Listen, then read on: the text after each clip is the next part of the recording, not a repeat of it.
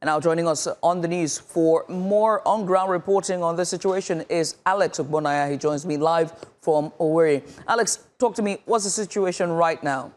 Thank you very much for having me. Good afternoon once again. Yes, I'm at Douglas, a very popular Douglas. If you live in Owerri, you know where Douglas is.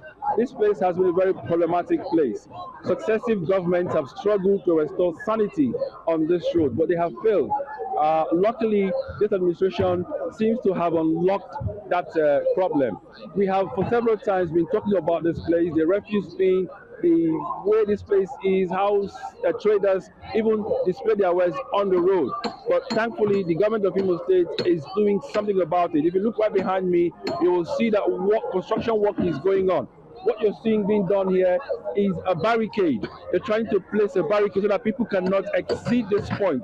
They cannot display their wares down to the road, on the road I should say, and be restricted to a particular place. And then right in front of me, I don't know if you can, the camera can pan. You see serious work going on, and behind us here is the refuse bin. All of that will be completely be a thing of the past.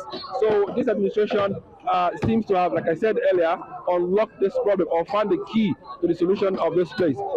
We have someone here to talk to us about this. His name is Mr. Christopher. Mr. Christopher, please, good morning or good afternoon, rather. Come talk to us. You live around here, I suppose. Yeah, this is my village. Oh, this is your village. Oh, I see for you. How has this place been in the past, and what is going on here now? Do you think this place is going to wear a new look once this job is complete? Very, very well.